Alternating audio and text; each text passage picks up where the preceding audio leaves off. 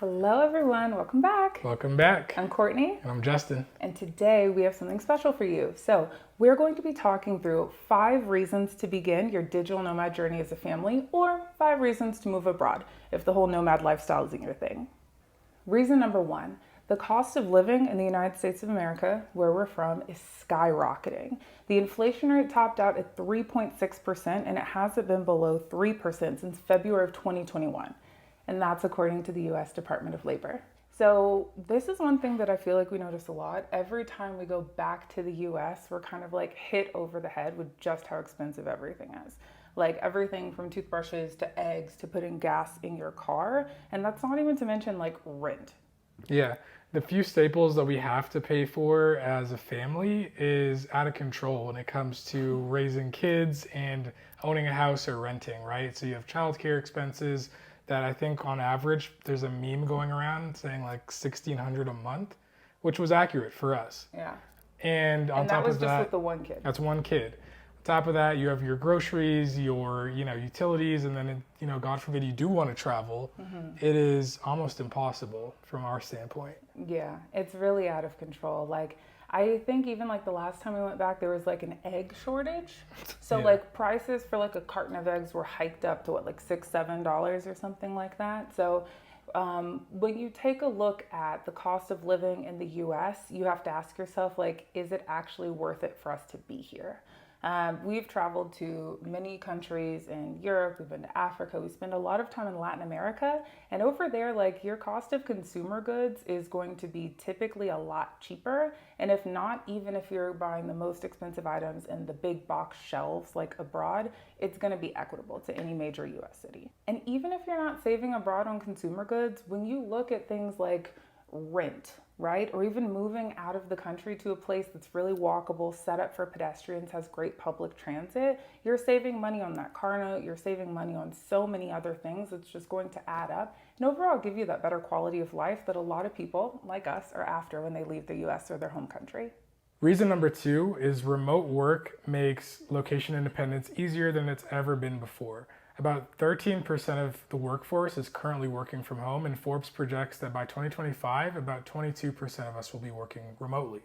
For us, we noticed that as soon as travel opened up post-pandemic, we were already starting to travel, take more trips. We can bring our laptop with us for a week or up to a month. It was up to us. Yeah, it's definitely a huge advantage. And we hear this from people that we meet abroad all the time, right? This notion of like, why wouldn't I just take my job with me and travel the world? Or like, why wouldn't I spend extended, periods of time all over the country or outside of the country? So the notion that you get to travel or you can potentially move, bringing your job with you, just obliterates a barrier that is there for people who are working in office.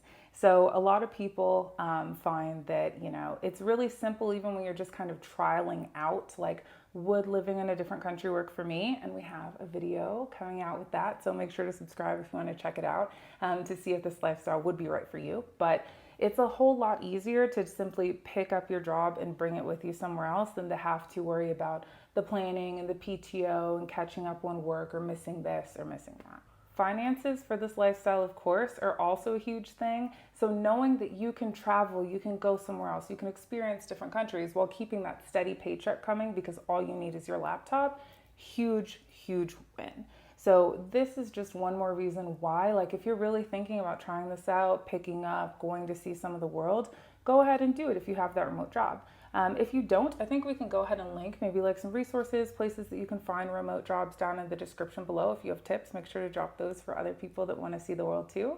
But this is definitely something that just makes it super simple to get out there and start exploring. Reason number 3, childcare outside of the US is cheaper and oftentimes it's higher quality. So in the US, roughly 30% of all your household income goes to childcare alone. In countries like Canada, it's around 15%, which is better. In Spain, France, Portugal, it's down to 10%. And in other places in the world, it's even less. So with childcare being one of the biggest expenses for so many Americans, it would make sense to live somewhere where it's a whole lot cheaper, again, higher quality, And oftentimes there are other benefits from putting your kids in childcare abroad. So that's learning other languages, picking up on different culture, being third culture kids, all of that kind of cool stuff. Yeah, we noticed that a lot of times in Latin America, especially for us, a lot of families have a nanny that they will bring out to the mall, to the park, or watch their kids at home during the day. And we found that that was extremely reasonable for us as well. So we had nannies for our kids as well. Yes, it was super affordable. We went through a service. The nannies that we worked with are fantastic. And the nice thing about that, like private in-home childcare too, is that, like me, you get to take breaks during the day, hang out with your kids. You can pop to the park with them during a lunch break. It just makes family time more accessible even throughout the day with childcare like that. We also found that with Xavier, he was in school in Guadalajara. He was also at school in Atlanta. And aside from like the drastic price difference, I would say the quality was different. His school in Guadalajara was very indoor, outdoor. There was like a swimming pool. They had a computer lab, even for the little kids. And while the one in Atlanta was really nice, it just didn't have the same sort of amenities while retaining that sort of like family feel that I think was there with the staff. So reason number 4 is spending time as a family and the general family friendliness of these other cities and countries that we visit. So the New York Post reported that the average American family spends about 37 minutes together a day. 37 minutes per day.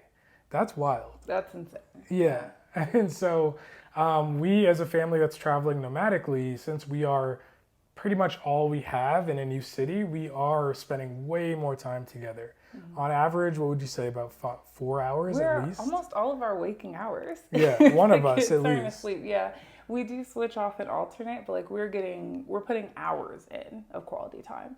And so also to that point, quality time, that's not like the fighting to brush teeth in the morning or wrestling to get shoes on or any of that. Like we're really getting to like go for walks, read stories, spend time together, like actively engage. Yeah, having dinner together, all of our meals.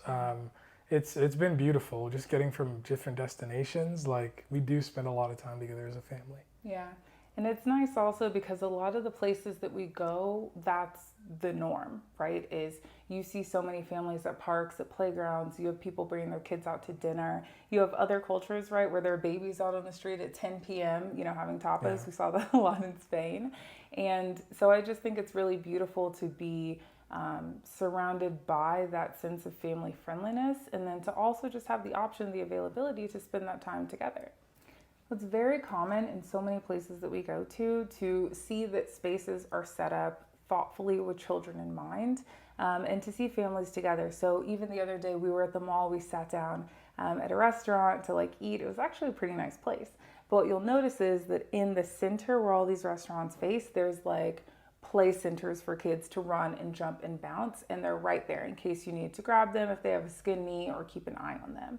So I think little things like that, having restaurants, spaces, a lot of parks and playgrounds around, it really just adds to this notion of like, kids and families exist and they're meant to be together, they're meant to spend time together, and places outside of the US just tend to make that a little easier to do. Number 5. So different cultures just tend to have a different effect on you, your children, you as a family, how y'all work and function together. And this is sort of the overall theme of all of this. One thing that we've noticed is not being in the US, living abroad, traveling nomadically, what it's allowed us to do is sort of like absorb positive aspects of the cultures that we place ourselves in. So there's less of this like rat race mentality that we experience. There's more slowing down, and it's just been really nice, I think, for us, but also for the kids. Kind of, you're automatically pulled from the rat race of like hustle, hustle, hustle, go, go, go, go, go, and what's happening in the U.S. like news 24/7. Yeah, it is nice, I think, in that point too. It's less stressful to be sort of like on the outside looking in than to spend all of your waking hours inside the pressure cooker that is the US right now. There's a lot going on. There is. And a lot more coming up this year too. So I think it's definitely beneficial to be in places that sort of just give you a new perspective and that have a different feel. Because one thing that's really important that we've learned being parents is like your kids pick up on stress, right? They pick up on stress from work or from a long commute or from the news cycle or whatever it is. So being in places that have a positive effect on you, being able to sort of unwind and decompress, it positively impacts the children as well. Yeah. I mean, one other point I can make is like the keeping up with the Joneses is very much an American centric thing. Other cultures do have their, class and symbols statuses, but there's a lot of places where you go where it does not matter what kind of sneakers you have on, what shirt you're wearing, what car you're driving.